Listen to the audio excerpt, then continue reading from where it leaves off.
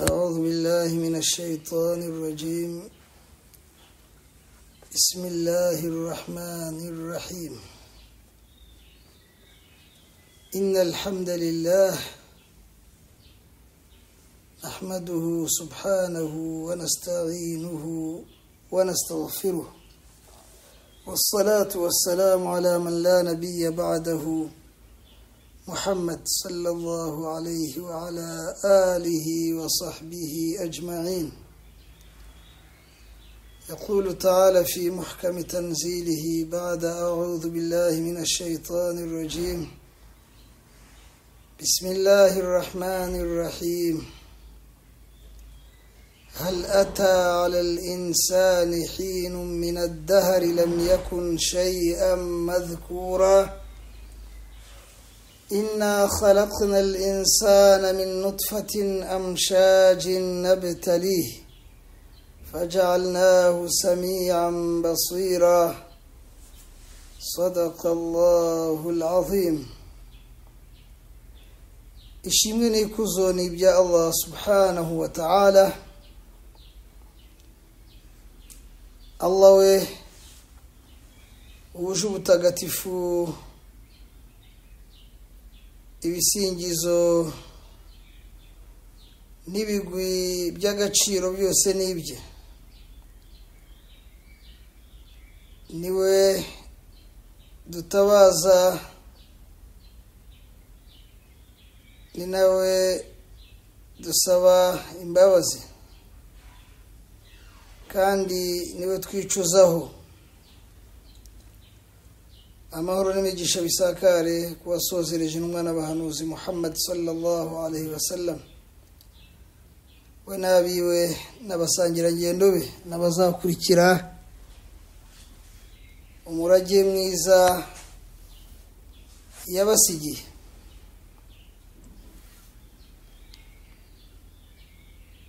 Inshallah ta'ala,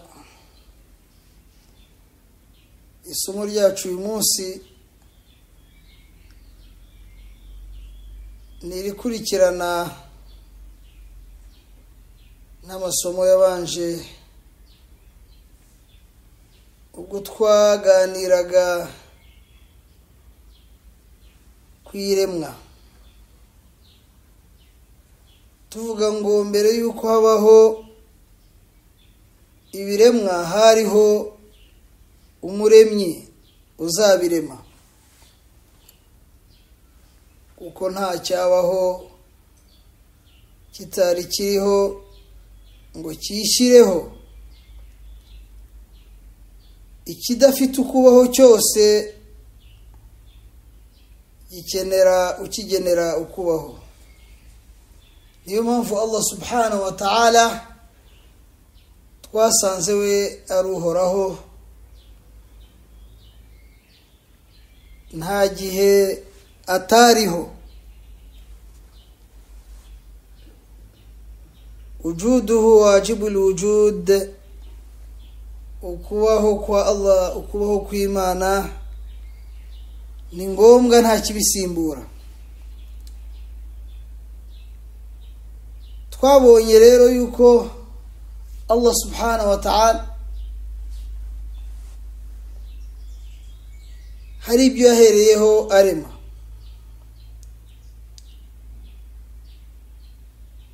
Twarabivuze tuvuga ko Allah subhanahu wa ta'ala yaremye arshi ye, inteko ye. Allah subhanahu wa ta'ala tuvuga uburyo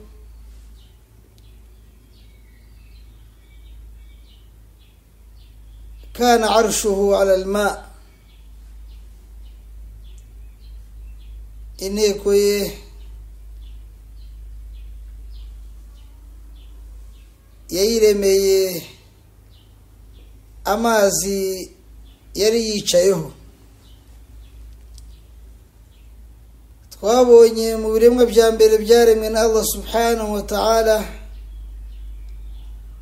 ko Allah yaremye ikaramu arayibwira ati uktub andika ikaramira Moses iti nandika iki ya Allah muremyi wanjye nandika iki Allah arayitegeka ati andika ma kana wa ma sayakun andika ibiriho nibizabaho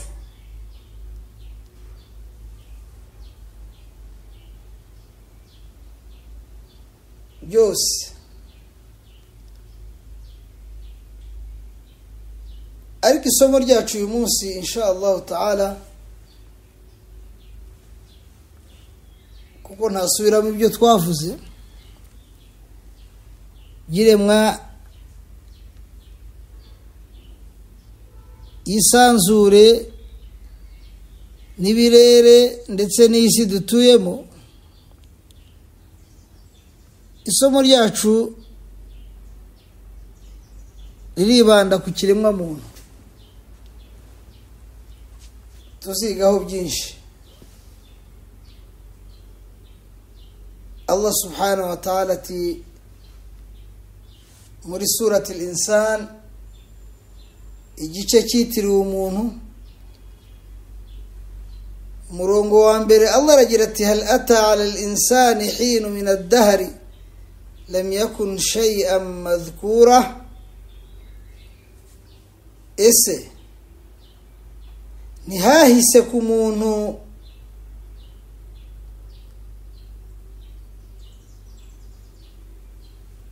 ibihe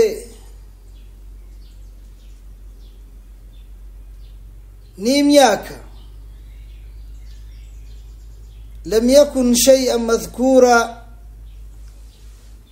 uwo muntu ntacyo yari cyo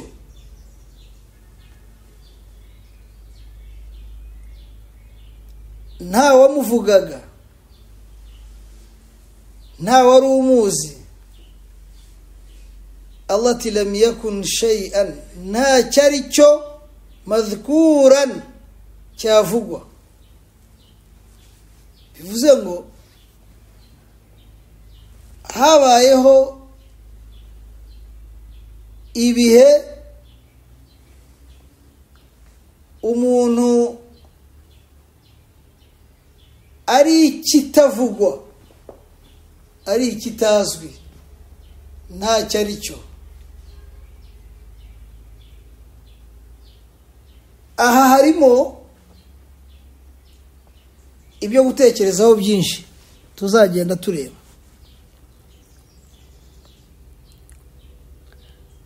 ese ni igihe kingana iki abamenyi bakitubwiraho iki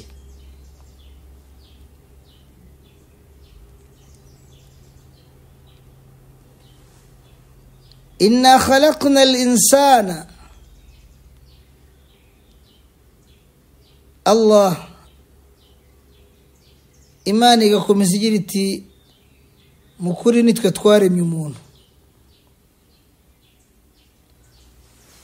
ntiyiremye ntiyishyizeho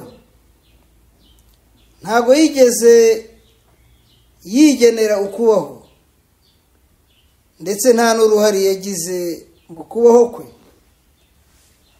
na ruto hari indi aya bisobanura bihaje igira iti ma ashhadtuhum khalqa as-samawati wal ard nitwigeze tubaha ukubona iremwe ry'isi n'ijuru ntago bigeze babibona ntibari bariho nta buhamya babitangaho kuko batigeze babihagararaho wala khalqa anfusihim ndetse nabo ubwabo ukuremwa kwabo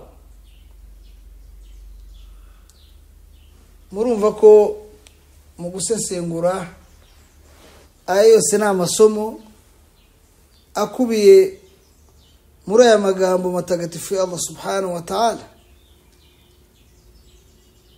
biduha kumenya agaciro kacu nk'umuntu dore ko tukirengagiza cyane, tubayeho turi minal ghafilin, turi abantu bazubaye birengagije. Kwirengagiza kwa mbere ni ukwirengagiza no kudatekereza ku nkomoko yawe, ku gaciro kawe n'icyo uri cyo.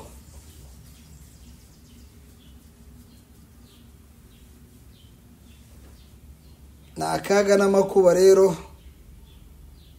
umuntu wese utagira umwanya ngo yitekerezeho, yibaze ngo njye ubundi ndinde, ndiki, ndemereye bingana iki, nkomeye bingana iki, nshoboye bingana iki, ntunze bingana iki. Allah rero arakwibukije ati hariho ibihe byabayeho wowe mwene Adamu, wowe muntu utari n'ikivugwa, nta n'uwakuvugaga, ubuzima buriho, hariho n'ibindi biremwa. Mu gusesengura iyi aya tuzasanga iki gihe kivugwa kiri mu byiciro binyuranye. Hari ukuba umuntu Allah avuga hano ari umuntu muri rusange, cyangwa ari Adamu alayhi salam uwo dukomokaho twese. Yabayeho ari we kiremwa cya nyuma, ibindi byose byari biriho. Hari ukuba igisobanuro cy'iyi aya ari icyo ngicyo. Umuntu ukubaho kwe yabayeho asanga ibindi biremwa byose biriho.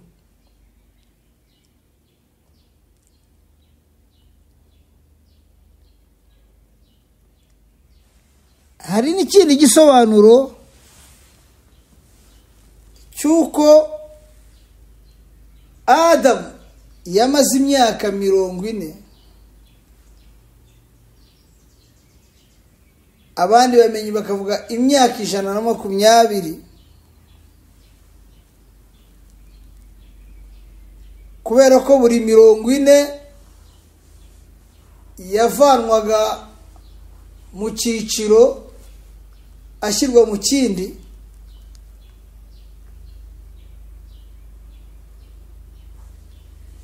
Urabona iyo ufashe ibumba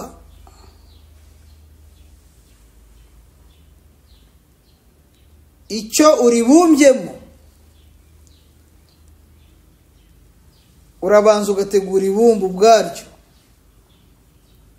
utarariha ishusho, ringana n'icyo uteganya kubumba. Rya bumba nyuma ugatangira kuriha forme, imiterere n'ishusho wifuza.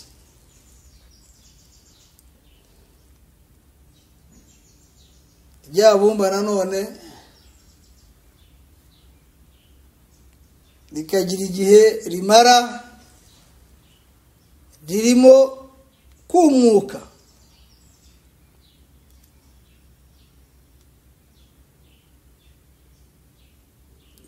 Ryamara kumuka ugatangira icyiciro cya gatatu cyo kurisigiriza, niba ariko nabyita, kurisiga amabara ushaka, kurinoza. N'urwo rugero rero bamenye baduha ko Adamu alayhi salam yamaze iyo myaka 40, ibindi biremwa biriho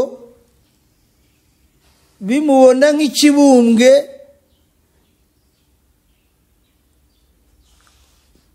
kidafite agaciro akariko kose, kuko agaciro ka Adamu yakagize ubwo yahabwaga umwuka w'abazima.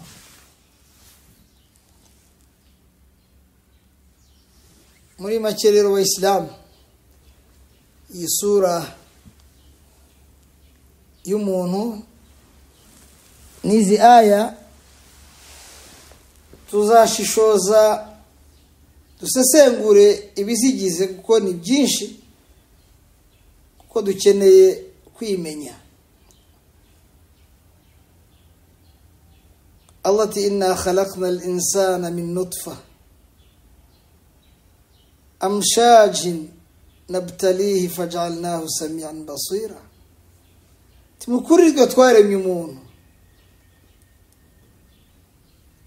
ubwo ni umuntu muri rusange. Min nutfatin amshaj,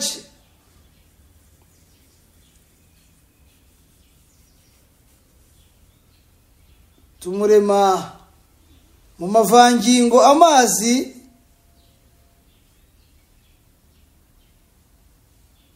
make cyane agereranyijwe. Amshajin y'uruvangitirane, ubwo ni twese dukomoka kuri Adamu alayhi salam. Allah subhanahu wa ta'ala ati nabtalihi, twabikoreye iki? Turema uyu muntu. Allah ati nabtalihi, kugira ngo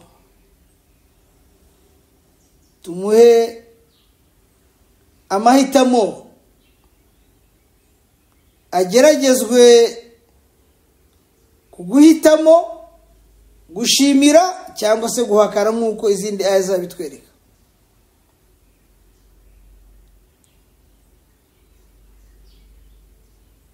Murumva ko Allah tubwiye impamvu.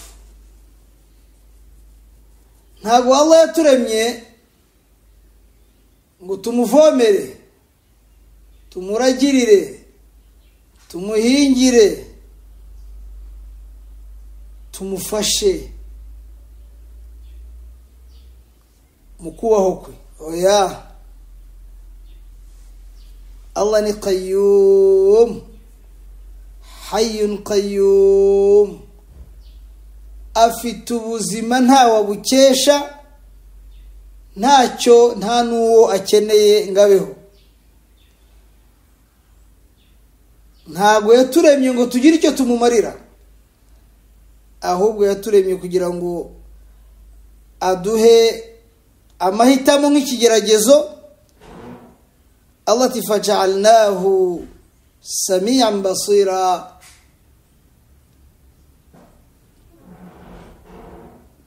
tumugenera kuba ari sami'an, yumva, basiran, akabona.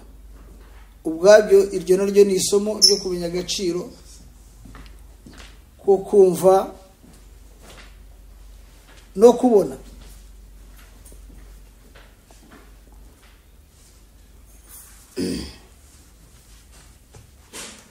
Bityo insha Allah ta'ala iyi aya tuzabonamo ibintu byinshi cyane. Tuzasesengura byinshi ku muntu, ukuremwa kwe, ukugeragezwa kwe, agaciro ke, kubera yuko kutabimenya niko kujijwa bikabije. None se niba utazi umuntu, utazi agaciro ke, uzi iki? Ko ibindi byose bigira agaciro kubera yuko umuntu